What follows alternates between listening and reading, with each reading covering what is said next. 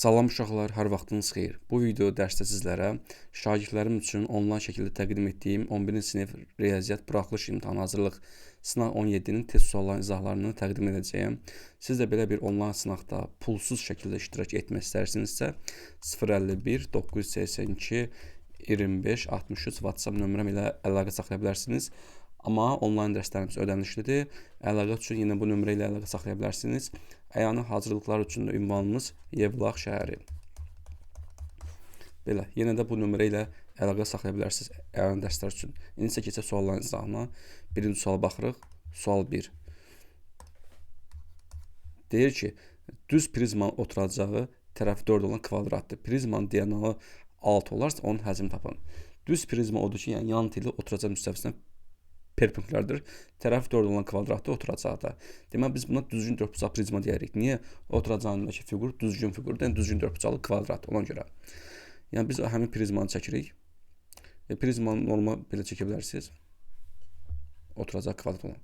Amma yan tili, yəni oturacağın tərəfinə bərabər deyil. Belə. Bu formada. Sonra bunlar birləşdiririk.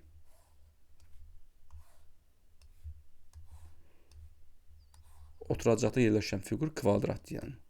Bu bura kvadratdır. Yuxarıda həmçinin elədir, neysə.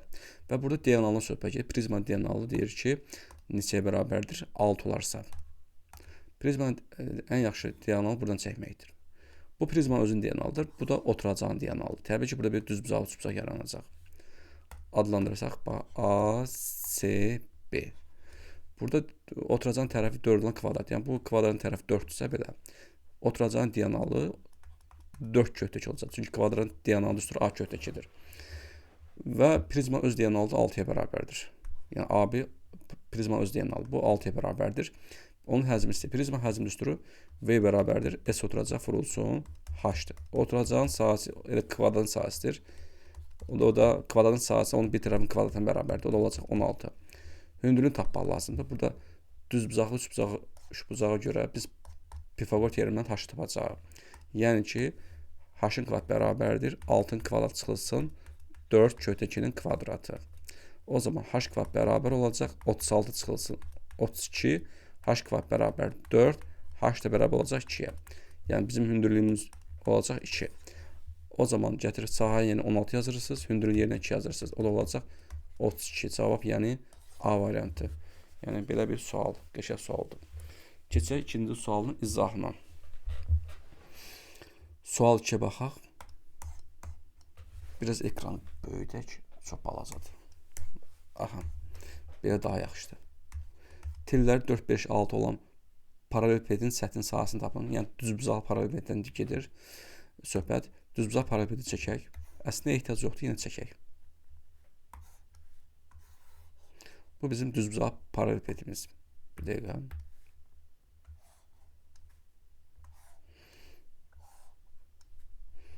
Biz bilirik ki, bir təpədən çıxan 3 tilindən onun xətti ölçüləri deyilir. Düzbucaqlı paralelipedi, yəni. Bunun biri N-dir. N-i A-nı işarə edilir. Biri uzunluqdur B, hündürlükdə C-dir. Tillər 4, 5, 6 verilib. N olsun 4, uzunluq olsun 5. Hündürlükdə 6-ya bərabərdir. Səthin sahəsini istəyir, yəni tam səthin sahəsini. Tam səthin sahəsi üstürü bilməlisiniz. 2 vurulsun AB üstəgilə AC üstəgilə BC bərabərdir. 2 vurulsun AB-miz 5-in 4-ün hasili üstəgilək 4 vurulsun 6 üstəgilək BC 5 vurulsun 6 bərabərdir. 2 vurulsun 20 üstəgilək 24 üstəgilək 30. Bu da 2 vurulsun toplasaq 20, 20, 30, 50, 74. 2 vurulsun 74, o da olacaq 148. Cavab B variantı. Belə, düsturu bilirsinizsə, asanlıqla yaza biləcəksiniz. Keçək 3-cü sualımızın izahına. Sual 3. Tam səthin sahəsi 24 olan kubun diagonal uzunluğunu tapın. Kubun şəklini çəkmədən yazmalar. Kubun tam səthin sahə düsturu biz bilirik ki, 6A kvadratın bərabərdir. Onda 6A kvadrat bərabərdir 24, 24. A kvadrat bərabərdir 4, A da bərabər olacaq 2-yə. Yəni, kubun tilinin uzunluğu 2-dir. Kubun diagonal uzunluğunu soruşur. Kubun diagonal düsturu da A kötüsü bərabərdir A-nın yerinə 2 qoysaq olacaq 2/3.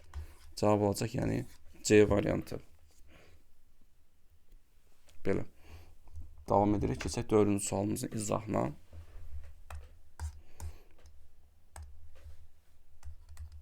Həcmləri 42, 38 və 45 olan metal cisimləri ərdilərək kub formalı bir cisim alındı. Bir dəqiqə, burasını yaxşı oxuyamıram üstünüzə.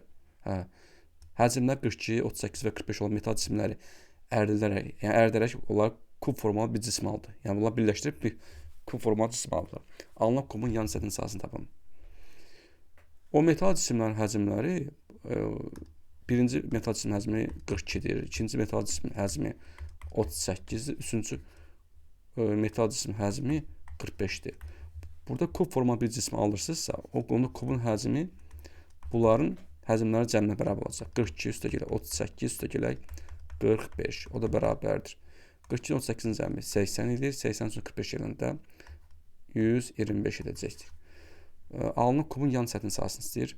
Biz kubun həcm düsturunu bilirik ki, kubun həcm düsturu A kubuna bərabərdir.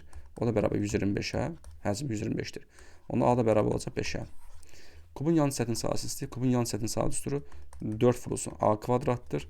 O da olacaq 4 vurulsun 5-in kvadratı, 4 vurulsun 25, o da olacaq 100. Cavab 100 olacaq yəni. Yəni cavab D variantı. Belə bir maraqlı sual. Keçək 5-ci sual. Bu da piramidal sualdır. Apofemi 6 olan düzgün üçbucaq piramidanın oturacağın tərəfi 18 olarsa, oturacağındakı ikiyüzlü dərəcə ölçüsünü tapın. Qəşəng sualdır. Düzgün üçbucaq piramidanın söhbət gedir. Yəni düzgün üçbucaq piramidanın oturacağı bərabər tərəfi üçbucaqdır. Bu şəkli biz təsvir edirik. Oturacaqdakı üçbucaq bərabər tərəfi üçbucaqdır. A, B, C. Oturacağın tərəfi 18 yer. Yəni bunun bütün tərəflərin uzunluğu 18-ə bərabərdir. AB də 18-dir, BC də 18-dir, AC də 18-dir və s. Biz bilirik ki, bərabər tərəfi üçbucağın istənilən təpə nöqtəsində çəkilən hündürlük həm median, həm də tənböləndir, həm də buranı yarı bölür. Belə. Və piramidanın hündürlüyünün oturacaqda üçbucağın ağırlıq mərkəzinə düşür, yəni medianla kəsmə nöqtəsinə düşür. Bu O nöqtəsindən bu K-yə qədər məsafə kiçik yerə bərabər, yəni daxilcə kimi çevirən radiusdur. O-dan C-yə qədər məsafə böyük yerdir, yəni xarica çəkimi çevirən radiusudur. Nəysə, buradan bir dənə hündürlük qaldırırıq. Bu olur piramidanın hündürlüyü. Və bu hündürlüyün təpə nöqtəsi ilə oturacağın təpə nöqtələrini birləşdiririk. Bu şəkildə. Səliqəli şəkildə çəkirik. Belə. Bu oldu üçbucaqlı piramida, düzgün üçbucaq piramida. Bu yan tilləri təbii ki, bir-birinə bərabər olacaq. Belə. Bu da piramidanın özünün hündürlüyü H. Apofem 6. Apofem yan üzün hündürlüyüdür.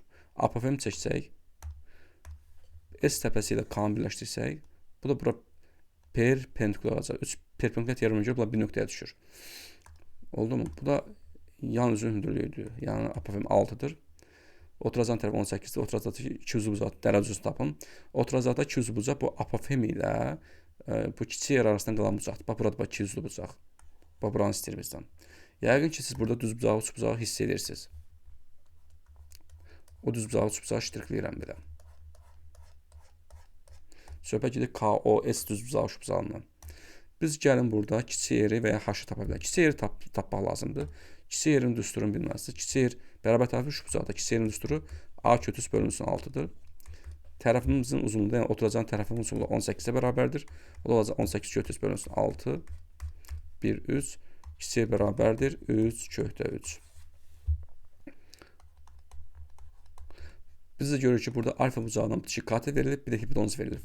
Demək, alfa bucağından bitişik katetin hipotenuz nisbəti kosinus verəcək. Yəni, kosinus alfa bərabərdir 3/3-ün 6-ya nisbət. İxtisar edir 1/2, 2, yəni kötüs bölünsün 2. Kosinus kötüs bölünsün 2 dərəcə alır. Təbii ki, 30 dərəcə. Yəni, alfa bərabər olacaq 30 dərəcə. Yəni, cavab A variantı.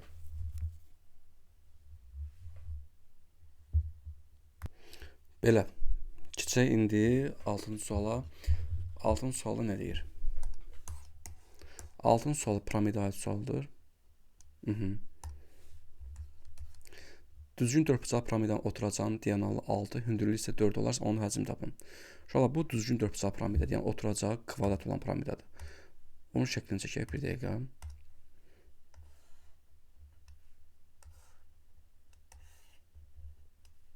Belə. Bu kvadratdır. Biz amma onu romb şəkli görürük. Kvadratın diagonallarını çəkirik. Oturacağın diagonal. Kvadratın diagonalları bir nöqtə kəsişir və kəsişmə nöqtəsindən biri yarıya bölünür. Bu kəsişmə nöqtəsində piramidanın hündürlüyünün oturacağı yerləşəcək. Bax belə. Və bunları belə birləşdiririk. Səliqəli şəkildə. Belə. Adlandıraq. Bura S, A, B, C, D. Bura O nöqtəsi. Bura 90 dərəcə, 90, hamısı 90 dərəcə, nəsə. Bu piramidanın oturacağın diagonal 6-dır. Oturacağın diagonal 6 isə demək piramida diagonalı 300 belə bölünəcək beləsinə. Biz bilirik ki, bu diagonallar da 90 dərəcə bucağı altına kəsişir. Çünki kvadratın diagonalları 90 dərəcə bucağı altına kəsişir. Nəysə. Hündürlüyü isə 4-dür. Yəni piramidanın öz hündürlüyü 4-dür.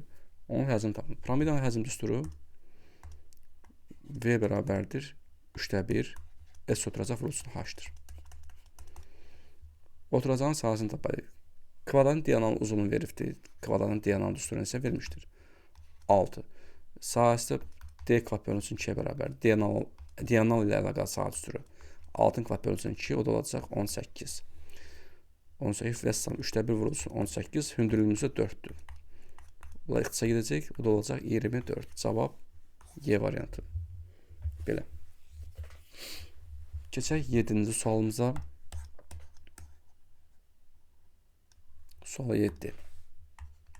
İkiyüzlü bucağın daxilini götürmüş K nöqtəsindən hər iki üzə uzunluqla 6 cm və aralığındakı bucaq 120 dərəcə olan perpendikulyarlar çəkilib. K nöqtəsindən ikiyüzlü bucağın tilinə qədər məsafəni tapın. Söhbət gedir ikiyüzlü bucaqdan. Burada ikiyüzlü bucaq arasında məsafə, yəni üzlər arasında məsafə, bucaq, üzr istəyirəm, bucaq 120 dərəcəsi deməli bu kör bucaqlıdır. Biz kör bucaq çəksək elə bil ki ikiyüzlü bucaq çəkmişik. Şərt deyim, onun paraleloqram kimi çəkəsiniz. Üzlərini yəni. Elə bir ki, bu alfa müstəvisdir, bu beta müstəvisdir. Bunlar arasında qalan bucaq 120 dərəcədir. Onu kənarda yazıram. Bura O yazıram. Yəni burada bura 120 dərəcədir. Sonra da ikiyüzlü bucağın daxilini götürmüş K nöqtəsindən hər iki üzə uzunluqları 6 cm və aralarındakı bucaq 120 dərəcə olan perpendikulyarlar çəkilib deyir. Burada bir də K nöqtəsi götürürük. K nöqtəsindən üzvlərə hündürlük çəkirsiniz. Bir belə çəkirsiniz 90 dərəcə. Bu tikinə düşəcək belə hardasa. Yenə biraz iri plana çəkək. Elə bir K nöqtəsi buradadır deyək. Məsəl üçün. Buradadır. Buradan belə hündürlük çəkirsiniz 90 dərəcə. Birini belə çəkirsiniz. Belə daha maraqlıdır. K, buraya yazaq M, bura olsun Y. Sonra da K nöqtəsindən ikiyüzlü bucağın tilinə qədər məsafəni tapın. Bunların uzunluqları 6-ya bərabər. Bunlar bərabərdirsə, onda o zaman K nöqtəsindən bu tilə qədər məsafə tənbələn olacaq. Yarı bölür. Əgər bu hündürlüklər bərabərdirsə, yəni perpendikulyarlar bərabərdirsə. Bu 120 burada yarı böləcək. 60 dərəcə, 60 dərəcə düşəcək. Burada olacaq 30 dərəcə, 30 dərəcə. Bilirsiniz də düz bucaq, uç bucağın iti bucaqların cəmi 90 dərəcəyə bərabərdir. K nöqtəsindən ikiyüzlü bucağın tilinə qədər məsafəni istəyir. Yəni K-dan O-ya qədər məsafəni bizdən istəyir. Və salamış olar. Biz də bilirik ki 60 dərəcə bucaq qarşısında 30 dərəcə bucaq qarşısında katet hipotenuz yarısı bərabərdir. 60 dərəcə bucaq qarşısında katet, 30 dərəcə bucaq qarşısında katetin kötü sinusuna bərabərdir. Demək, bura 6 bölünsün kötü 3 imiş. Bunun 6 bölünsün kötü 3-ü biz irrasionaldan azad edəcək. Kötü 3-ü vurub bölsəm. Bu olacaq 3-də 6 kötü 3. İxtisara gedəcək 1, 2, o da olacaq 2 kötü 3.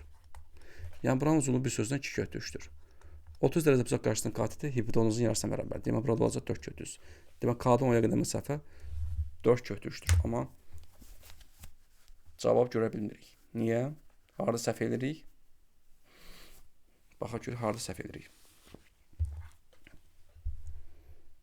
Deməli, səhv haradadır uşaqlar? Səhv oradadır ki, burada deyir ki, perpendikulyarlar arasında bucaq 120 dərəcədir. Mən elə bilirəm ki, ikiyüzlü bucağın üzləri arasındakı bucaq 120 dərəcədir.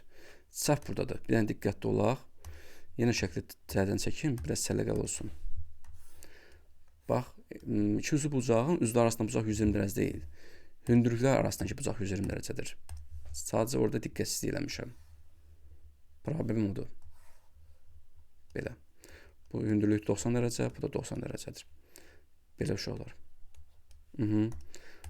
Bax, bura O'dur. Bura olsun. K nöqtəsi bura olsun. M yazmışdı, bura olsun Y. Mən K-la onu birləşdirsəm belə. Bu tənbəl olacaq dedim. Bayaq demişdim. Çünki bu hündürlüklər bir-birinə bərabərdir. Bu arada bucaq, qalan bucaq 120 dərəcədir. Yenə şəkil səhv çıxır. Niyə? Çünki bu iti bucaq olur axı. Bir dəqiqə şu olar. Beynim biraz yorğundur. Ona görə deməli, ikisi bucaq özü iti bucaqdır. Buradan götürülmüş K nöqtəsindən, bu K nöqtəsindən bura deməli çəkilən perpendikulyarlar bir belə, bir belə. Bu iki perpendikulyar arasında qalan bucaq 120 dərəcədir. Şəkli belə olmalıdır. Və biz bir dəqiqə buranı belə birləşdirməliyik. Bax, şəkli belə olmalıdır. Gəl məsələn şərtinə diqqətli olasan. O, bura M, Y. Bura 120 dərəcə isə, yəni K bucağı bura 120 dərəcədirsə, burada yarı bölünür. 60 dərəcə 60 dərəcə bölünəcək. Bura olacaq 30 dərəcə, onda burada olacaq 30 dərəcə. Burada 6-dır, burada 6-dır. Sonra deyir, K-dan O-ya qədər məsafəni istəyir, T-yə qədər məsafəni istəyir. Heç burada 30 dərəcə bucaq qarşısında KT hipotenuzun yarısına bərabər, bu da olacaq 12. Cavab D variantı. Çox sizə üzr istəyirəm. Həqiqətən, məsələn, şərtin diqqəti oxumamışdım. Ona görə belə olur. Belə problemlər çıxır yəni. Keçək 8-ci suala. Sual 8 haradadır? Burada. Aha. Deməli, deyir ki, parçanın uz nöqtələrini və M orta nöqtəsindən alfa müstəvisindən çəkilmiş BB1, MM1 və AB maillə paraleldir. Və AB 8,4, BB1 4,6. Olarsa MM1 tapın. M nöqtəsi orta nöqtəsi bu buranı yarı bölsə, M1 də buranı yarı böləcək. A1 8,4'dür. BB1 də 4,6'dır. Onda bu belə boyumuzu sola əyərək baxsaq görək ki, bu trapesiyadır. Trapesiyanın orta xətti də MM1'dir. Trapesiyanın orta xətti biz bilirik ki, oturacaqlar cəminin yarısına bərabərdir. Vəssalam. 0, 12, 13 bölünsün 2, o da olacaq 6,5. Cavab B variantı. Keçək 9-cu suala. 9-cu sual kompleks ədədlərə aid sualdır. Z bərabərdir 2i vurulsun, 1 çıxılsın, 3i bölünsün, 3 plus i. Olarsa modul z-i tapın. Modul z, yox, z üstü xətt özdə belə deyim, qoşma kompleks ədədin modulunu istəyir. Birinci bunu sadələşdiririk. 3 plus i qalsın hələ ki burada. Bunu vurub atacaq. 2-nin 1-ə vuranda 2i edəcək. Çıxılsın 2-nin 3-i vuranda olacaq 6i'nin kvadratı. Biz də bilirik ki, i kvadratı nəyə bərabərdir? -1'ə. Gətir burada -1'i qoysaq olacaq müsbət 6. Yəni 6 plus 2i bölünsün 3 plus i. O zaman z də bərabərdir. Yuxarıda 2-ni orta vurub çıxarsam 3 plus i bölünsün 3 plus i. 3 plus i ilə qısa edəcək, qalacaq 2. Z bərabər 2. Z bərabər 2 bu sırf həqiqi kompleks ədəddir. Yəni bu əslində bu belədir. 2 üstə gələk 0i vurulsun, 0 vuraq i şəklindədir bu. Xəyali hissəsi yoxdur da yəni. Bunun qoşması z üstü xətt bərabər olacaq 2 çıxılsın 0i. Onda bu modulunu tapanda da kök altından 2'nin kvadratı plus 0'ın kvadratı yazacaqsınız. O da olacaq kökü 4, o da bərabər olacaq 2'yə. Yəni cavab B variantı. Bu da belə bir maraqlı sual. Sonra keçək 10-cu suala. Deməli, onda nə deyir? İki qutudan birincisində üzərində 2-dən 6'ya qədər, ikincisində isə üstündə 9'a qədər rəqəmlər yazılmış kürəciklər var. Deməli, 2 qutu var burada uşaqlar. Deməli, ayrı-ayrı çəkək. Bu birinci qutudur, bu da ikinci qutu olsun. Birinci qutuda birincisində 2-dən 6'ya qədər nömrələnmiş kürəciklər var. İkincisində üstündə 9'a qədər rəqəmlər var. Nəzər 2-dən 6'ya qədər deyirsə 2, 3, 4, 5, 6. İkincisində isə 3-dən 9-a qədər rəqəmlər yazılmış kürəciklər var. 3-dən 9-a qədər. 3, 4, 5, 6, 7, 8, 9 belə. Hər qutudan təsadüfən çıxarılmış bir kürəciyin üzərindəki rəqəmlərin cəminin 12 olması ehtimalı tapın. Demək, buradan da bir dənə kürəci çıxarırsınız, buradan bir dənə kürəci çıxarırsınız. Belə, baxaq. Burada hadisənin ehtimalı tapmaq üçün olar. Bu düstur bilməsiz. PA bərabərdir M bölünsün N. Birinci mümkün olan sayını tapırsaq. Bax, birinci qutuda neçə kürəcik var? 1, 2, 3, 4, 5 dənə. 5-dən neçəsini çıxardırıq? Bir dənəsi. Kamuzun 5-dən 1 vurulsun. Bunlar eyni anda baş verən hadisələrdir. Və bir-birinin asıl olan hadisələrdir. Ona görə bunların ehtimalı mümkün olan hadisələrin sayını bir-birinə vuracaqsınız. Vurulsun. O birində də 1, 2, 3, 4, 5, 6, 7. Yəni bunlar arasında və bağlaçısı var da belə deyək. Və bağlaçısı olana vurursunuz. 7 də burada oldu. Yəni 7-dən 1. 5-dən 1 5 edir. 7-dən 1 də 7-dir. O da bərabər olacaq 35. Demək mümkün olan sayı bir sözün olduğu neçə 35. Gəldik əlverişli olan sayına. Deyək hər qutudan təsadüfən çıxarılmış bir kürəciyin üzərindəki rəqəmlərin cəminin 12 olması ehtimalı tapın. Uşaqlar, elə bir iki dənə kürəci yan-yana çəksək. Belə. Bu birinci qutudan çıxaran kürəcikdir. 1 yazar. Bu da ikinci qutudan. Elə rəqəmə çıxarmalıyıq ki, cəmi olsun neçə? 12. Məsəl üçün 2-yə uyğun burada nə yaza bilər? 2 götürsən 9, 11 olmur. 3-ə uyğun götürsə olmaz. Bax, birinci qutudan tutaq ki, 3 götürmüşük. İkinci qutudan 9 götürmüşük. Bu uyğun gəlir. Belə, 3, 9. Sonra cəmi 12-dir. Bunların yerini dəyişmək olmaz. Çünki burada 9 yoxdur. Birinci qutuda 9 yoxdur. İkinci qutuda 3 var amba. 3, 9 qaldı burada. 3-ə uyğun ayrı olmayacaq. Cəmi 12 eləyən. Sonra 4. Birinci qutudan 4 götürsən. İkinci qutuda neçə olmalıdır?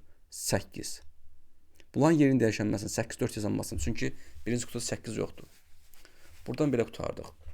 Keçirik 5-ə. 5, 7, 12. Bunların yerini dəyişənməsi çünki birinci qutuda 7 yoxdur. Sonra 6, 6, 12.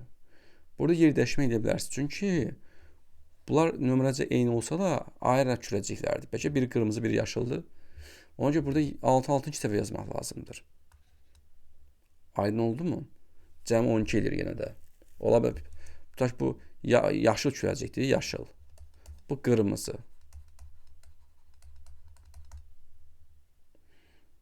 Yoxsa burada yer dəyişmə mənası yoxdurmu? Bir dəqiqə. Uşaqlar, yer dəyişmə eləmə mənası yoxdur. Çünki bunlar eyni xallar. Müxtəlif xallar olsa yer dəyişmə edərdik. Baxa görə ayrısı var mı? Ayrısı yoxdur. Bu zəl məsələsində deyirdik. Eyni xallar olanda yer dəyişmə eləmək doğru deyil. Müxtəlif xallar olan yer dəyişmə eləmək olar. Müxtəlif xallar üçün də yer dəyişmə etmək olmur. Yəni cəmi 12 olan hallar alınmır. Burada onda əlverişli olan sayı 1, 2, 3, 4. 4 dənə. Onu düstura yerinə qoysaq, olacaq 35-də 4. Yəni qəşəng sualdır. Cavab D variantı olacaq. Belə. İnşallah ki, cavabı başa düşdünüz. Keçək 11-ci suala. 11-ci sualda deməli nə sualdır? Ehtimal sualdır. Deyir ki, 0, 1, 2, 3, 4, 5, 6 çoxluğunun elementlərə yazılan üç rəqəmli bütün ədədlərdən təsadüfən seçilən bir ədədin bütün rəqəmlərinin eyni olma ehtimalı tapın. Çoxlu elementləri yazılan üç rəqəmli bütün ədədlərin. Üç rəqəmi deyir, bax. Biz üç rəqəmi ədəd yazırıq elə bir ki.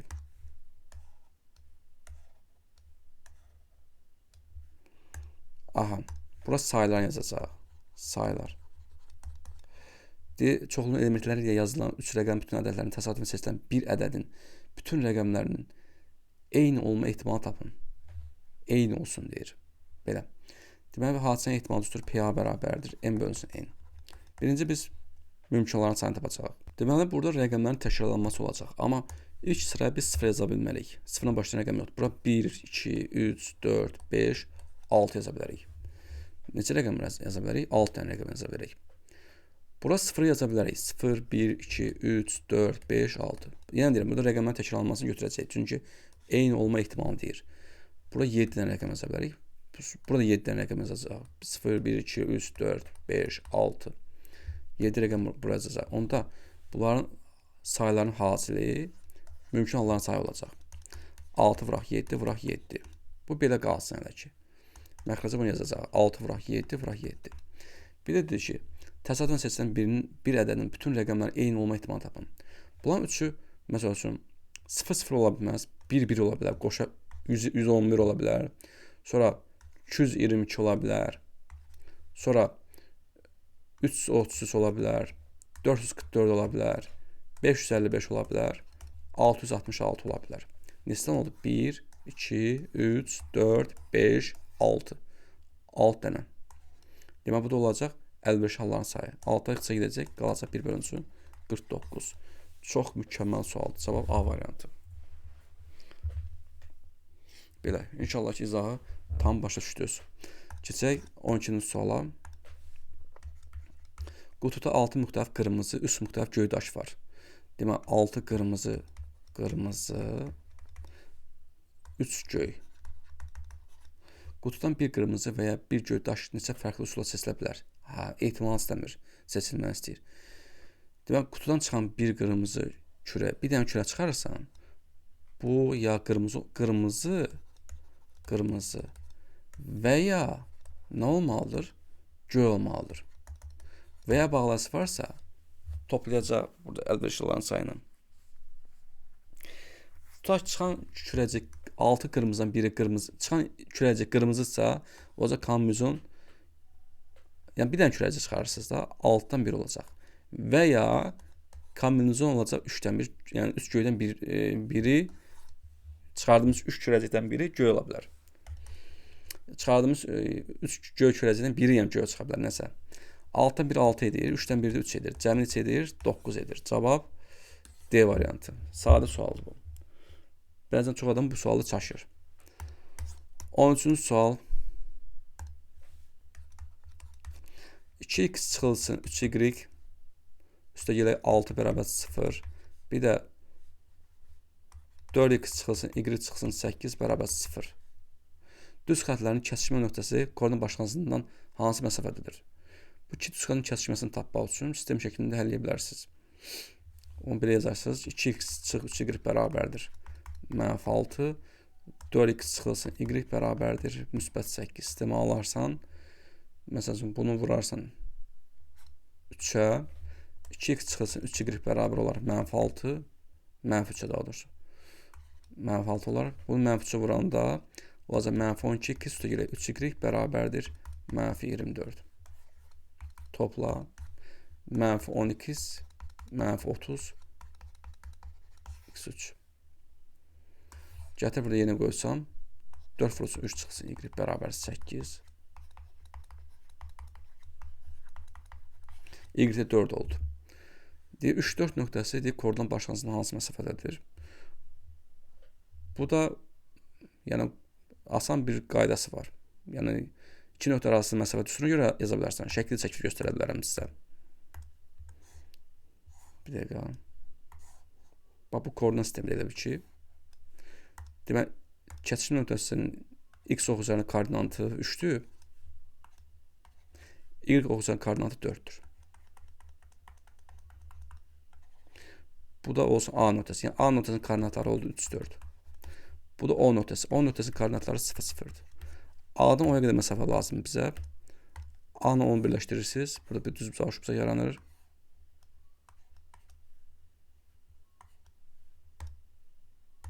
Buradan buraya qədər məsafə 3-dür. Buradan buraya qədər məsafə 4-dür. Burada 4-dür. Bu düz bucağa görə bura olacaq. Hipotenuz 5. Demək, A-dan O-ya qədər məsafə 5 olacaq. Cavab Y variantı. Belə. Keçək 14-cü suala.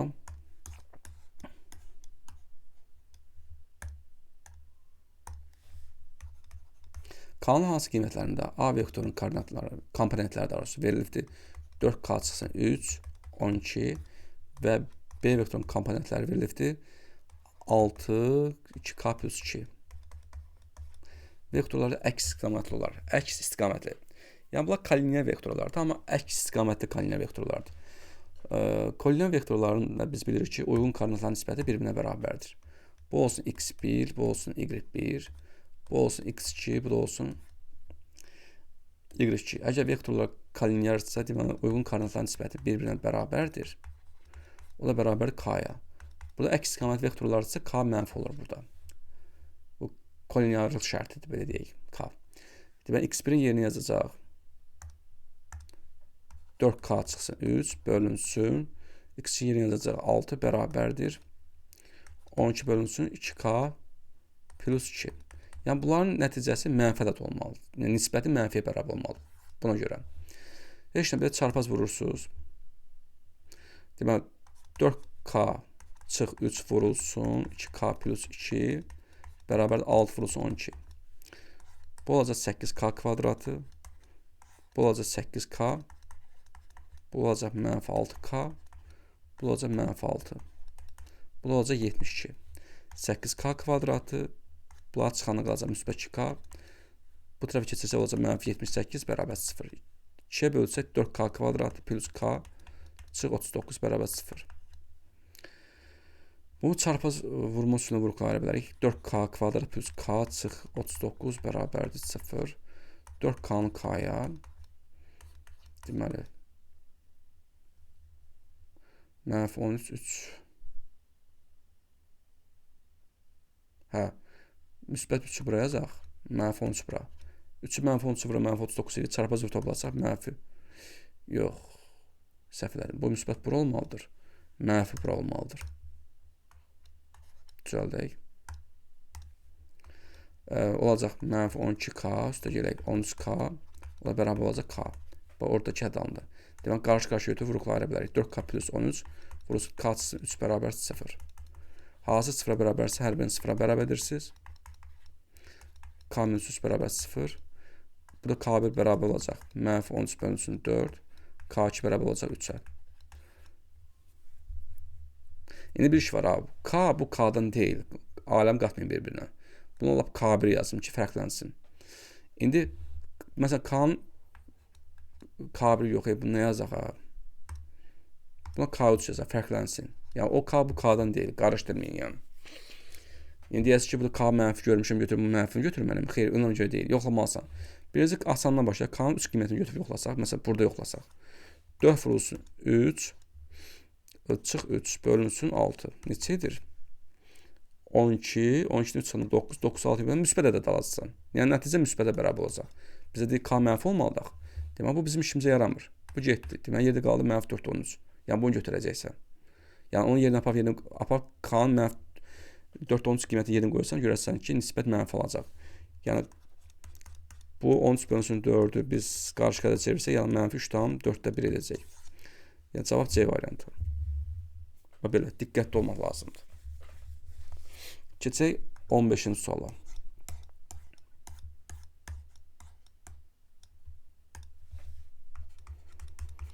O 0,0 nöqtəsindən x kvadrat plus y kvadratı plus 8x plus 6y çıx 11 bərabər 0 çevrəsinin ən uzaq nöqtəsinə qədər məsafəni tapın.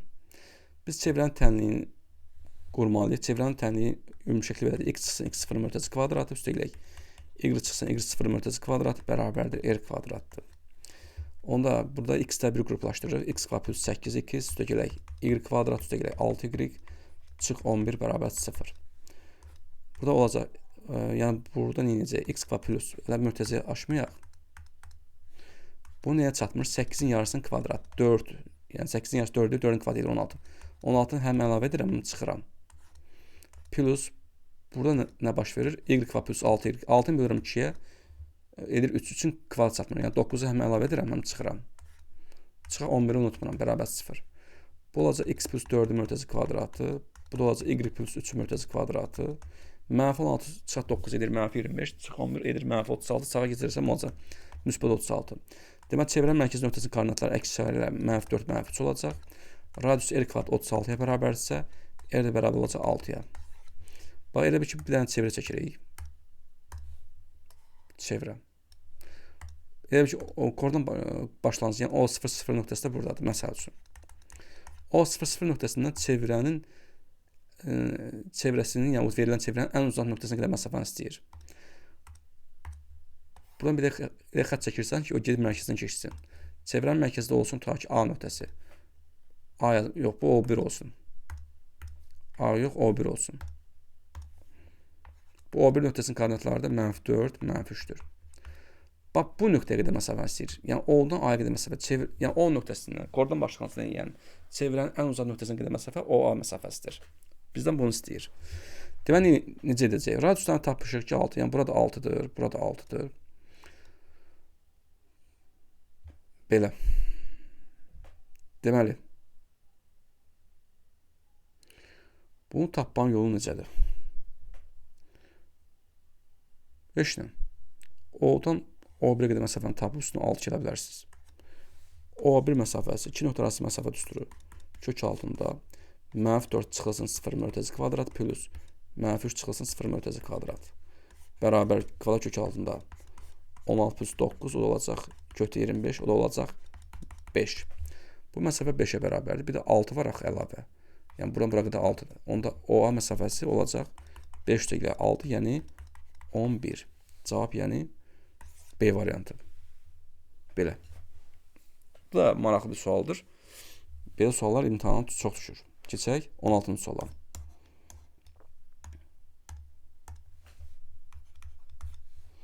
ABC üçbucağında KL AC paraleldir. KL AC paraleldir. Görürəm. AC 16-dır. Buraya yazıram 16.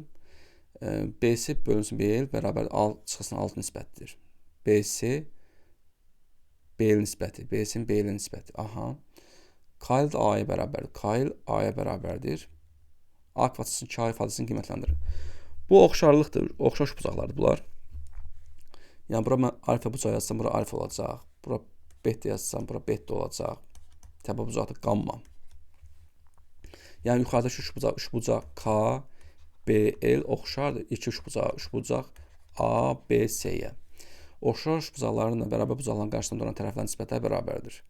Birinci qamma bucağını görə yazsam, balaca üç bucaqda qamma bucağının qarşısında duran tərəf A-dır. Böyük üç bucaqda qamma bucağının qarşısında duran tərəf 16-dır.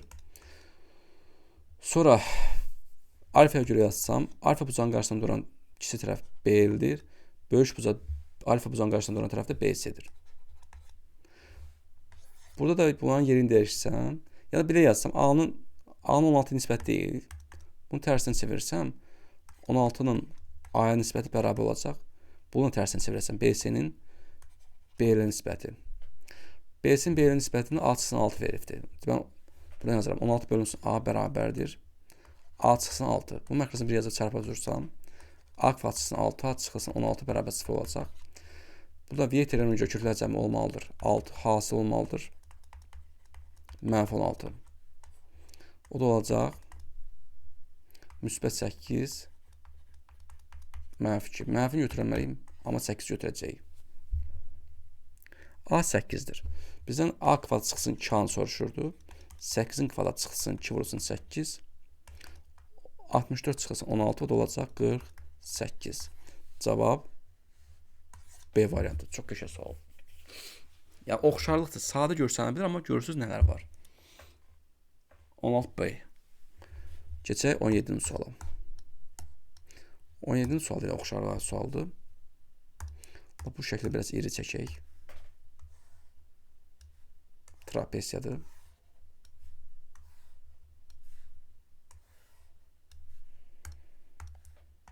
A, B, C, D. Bu bucaq bərabərdir. Məsələn, bura alfa yazsam, burada alfa olacaq. Deyək, ABC trapesiyasının bucağı AB-dir, bərabər bucaq BC-dir. BC 6-ya bərabərdir. BD 12-dir. BD diagonal 12-dir. AD-dən soruşur bizdən. AD yazıram, X bilmirəm. Biz bilirik ki, trapesiyanın alfa üstü oturacaqlar bir-birinə paraleldir. Məsələn, bura biz beta yazsaq, onda burada beta olacaq. Bunlar daxil çarpı bucaqlarda Z tərifi deyirik ona görə. Onda görürsünüz ki, burada 2 dənə üç bucağa ayrılır trapesiya. Burada deməli yuxarıdakı üç bucağın yerdə qalan üçüncü bucağı bura qamma yazsam, onda bu üç bucağın yerdə qalan üçüncü bucaq qamma olacaq. Onda bir üç bucağın iki bucağı, bir üç bucağın iki bucağı, o bir üç bucağın iki bucağın bərabərsə, yerdə qalan üçüncü bucaqlar avtomatik bərabər olduğu üçün bu üç bucaqlar oxşardır. Yəni ki, yuxarıdakı üç bucaq B, C, D oxşardır. Burada bucaqların sırası gözlənilməlidir. Beta, alfa, qamma. Burada da birinci beta gəlməlidir. Alfa, gamma. Burada beta D-dir, alfa B-dir, gamma da A-dır. Deməli, biz də bilirik ki, oxşar bucaqların bərabər bucaqların qarşısında duran tərəflərin nisbətləri bərabərdir. Birinci alfa bucağını görə yazsaq, yuxarıdakı üçbucaqda alfa bucağının qarşısında duran tərəf 12-dir. Aşağıdakı üçbucaqda alfa bucağının qarşısında duran tərəf x-dir. Sonra qammaya görə yazsam, yuxarıdakı üçbucaqda qamma bucağının qarşısında duran tərəf gördüyünüz kimi 6-dır. Aşağıda qamma bucağının qarşısında duran tərəf 12-dir. Eşitdən çarpaz vursaq 6x bərabərdir 144-ə, x-ə bərabərdir. Neçədir bu? 24. A-dən soruşurdu. A-də oldu 24. Yəni cavab C variantı. Bu da oldu 17-ci sual. Keçək 18-ə.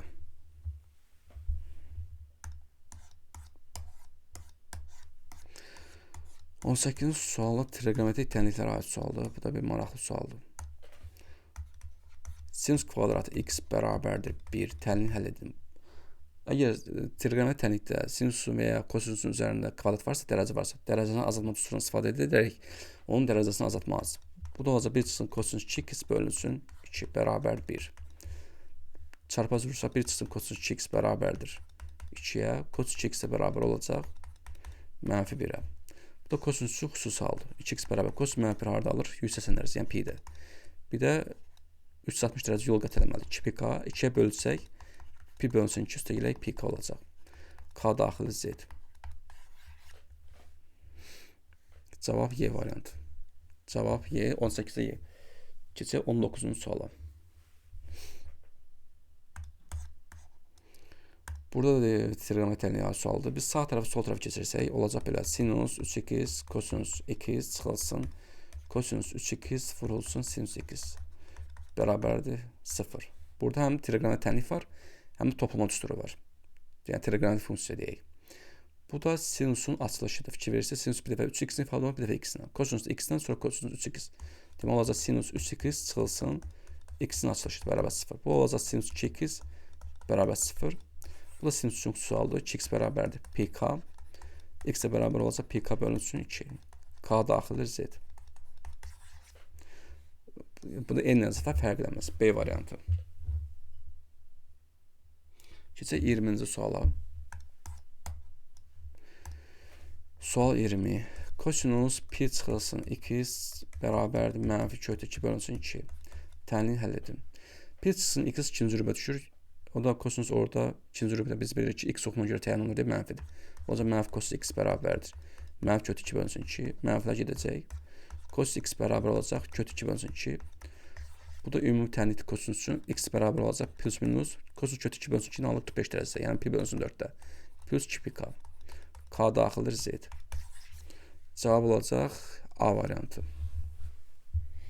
Keçək 21-ci suala.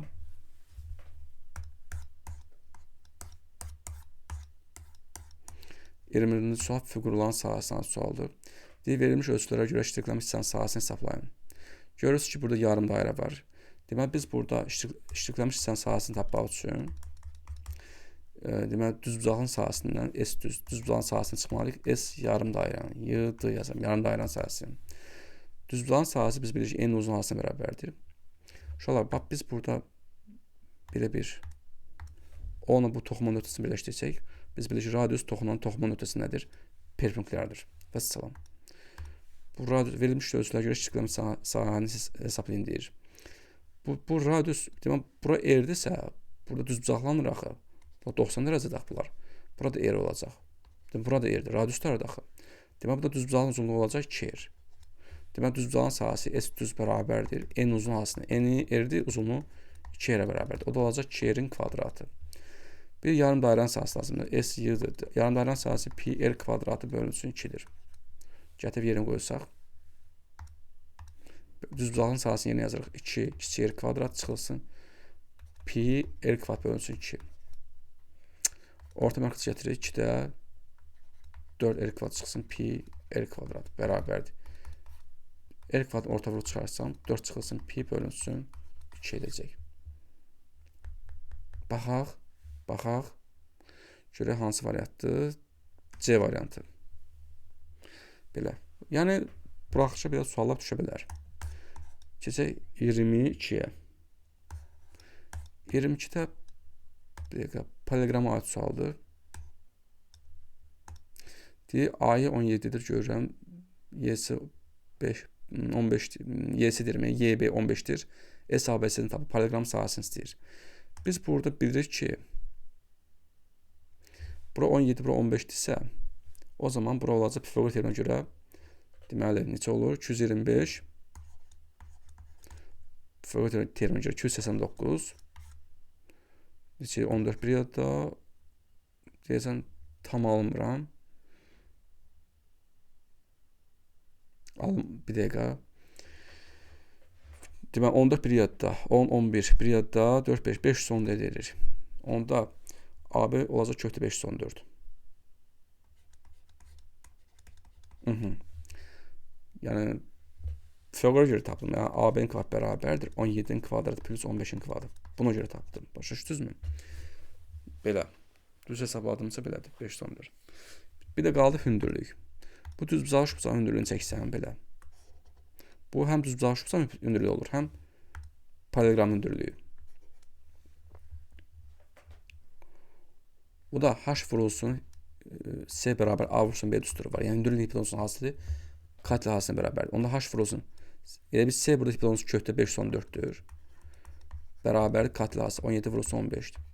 Onda H da bərabər olacaq. 17 15 vuranda. Ya 17 vurulsun 15 kimi çıxaq. 17 15 vuraq da bir kənarda. Çətinlik var ki burada. 7 5 35 şüşətdə 10 5 1 5 5 255. 255 bölünsün kökdə 514.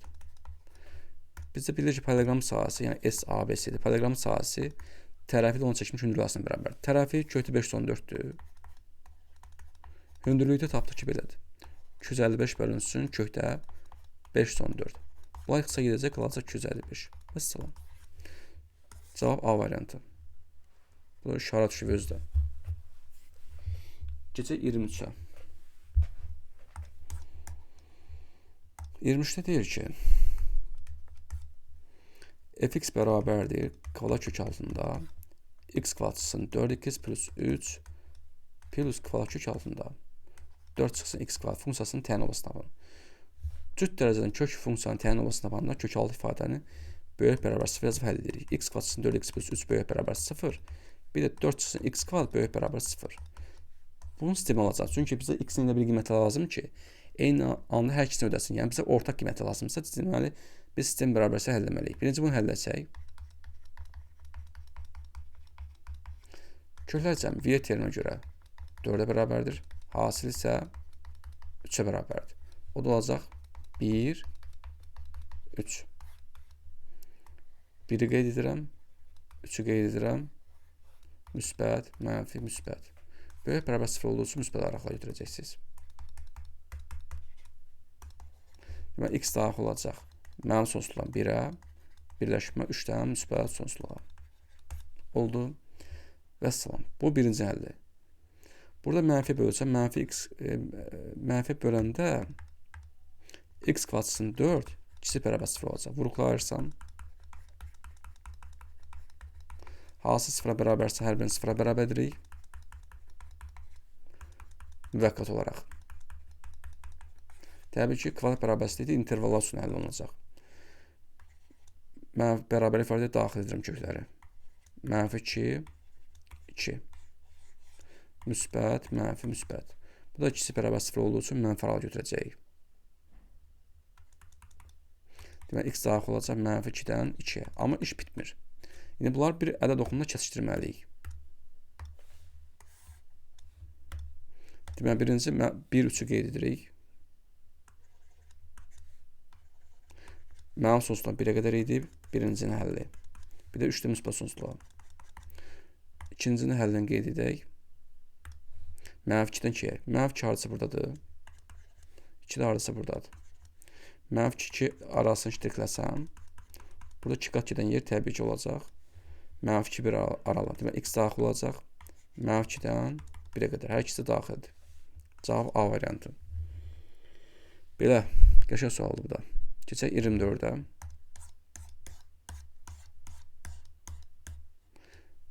24-cü sualda deyir ki,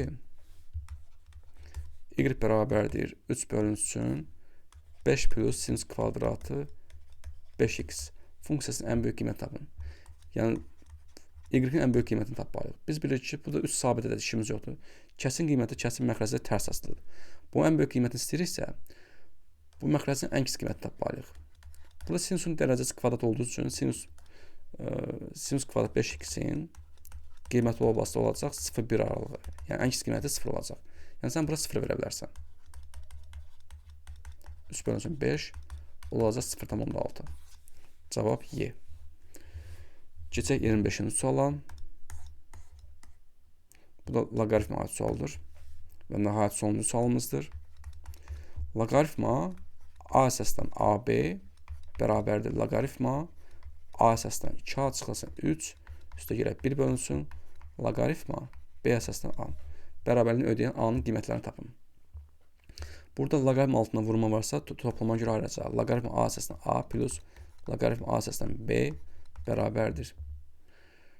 Bu da loqaritma A əsasdan 2A çıxsın 3 qalsın olduğu kimi. Plus burada əsasən loqaritma yerini dəyişəndə olacaq loqaritma tərsinə çevriləcək yəni. A əsasdan B. Bunlar istak edəcək hər tərəfdən. Canımız tutardı. Bu da 1 edəcək. Deməli, loqaritma A əsasdan 2A çıxsın 3 bərabər olacaq 1-ə. Definisiya salsaq, bunun müsbət olmağını unutmayaq. 2A çıxsın 3 müsbət olmalıdır. Bu heç. 2A çıxsın 3 bərabərdir A üstü 1, yəni A edəcək. 2A çıxsın 3, yəni bərabərdir A-ya. 2A çıxsın A bərabərdir 3-ə. A da bərabərdir 3-ə. Cavab B variantı. A-nın qiyməti soruşur B. Vəssalam. Bununla da biz 11-ci sinif buraxış riyaziyyat sınaq 17-nin test suallarının izahlarına baxdıq. İnşallah ki, razı qaldınız və dəyərləndirilmiş oldu. Sağ olun, Allah'a emanet. Yenə belə bir sınaqları görüşəcəyik. Sağ olun.